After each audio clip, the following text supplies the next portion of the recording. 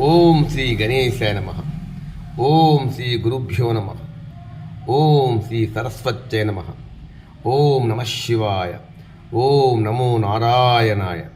ఓం శ్రీ మాత్రే నమః. ధనుర్మాసం డిసెంబర్ 17వ తేదీ అనగా రేపే ఈ మాసం ప్రారంభం.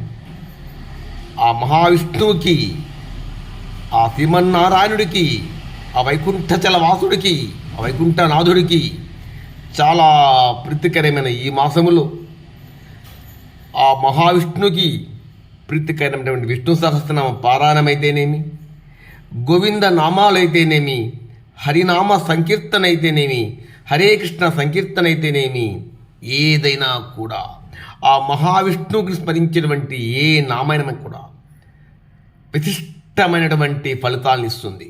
అన్నిట్లో ఏమాత్రం కూడా ఆశ్చర్యం లేదు. మార్గశిరం ఈ మాసంలోనే ధనుర్మాసం, గుర్తుపెట్టుకోవాలి. మార్గశిర మాసములోనే ధనుర్మాసం వస్తుంది కాబట్టి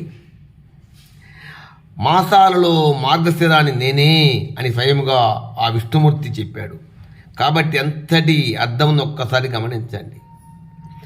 మాసానాం మార్గశీర్షోహం అన్నవాడు శ్రీకృష్ణ పరమాత్మ, జగద్గురు అయినటువంటి శ్రీకృష్ణ పరమాత్మ. ఇది మోక్షమాసం అని కూడా అంటాం. ఉపవాసంతో ఉండి జాగరణ కనుక చేసినట్లయితే ఏకాదశి రోజు చాలా విశిష్టతో కూడి ఉండి మనసులో ఉండేటువంటి బాధలను కూడా, మనసులో ఉండేటువంటి కోరికలన్నీ కూడా మహావిష్ణువు బలపరుస్తాడని పురాణ పండితులు సెలవిచ్చి ఉన్నారు. కాబట్టి శ్రీ మహావిష్ణువుకి చేసేటువంటి ఏ చిన్న కార్యమైనా కూడా అధికమైన ఫలితం ఇస్తున్నట్లో సందేహం లేదు. శ్రీ మహావిష్ణువు అలంకార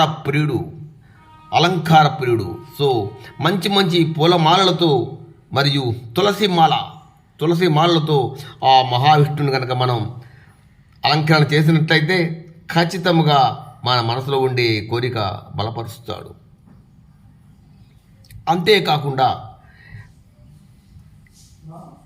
ఈ మాసములో మనం చాలా ముఖ్యమైనటువంటి భగవద్గీత కూడా ఈ మాసంలో అవతరించింది.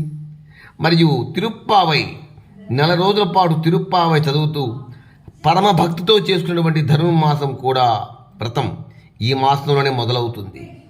కాబట్టి మార్గశిర మాసంలో గుర్తుపెట్టుకోవాలి, అందరూ కూడా లక్ష్మీదేవిని, ఆ శ్రీ మహావిష్ణువుని తులసిమాలతో పూజిస్తే సకల సంపద కలుగుతాయి అనట్లో సందేహం లేదు.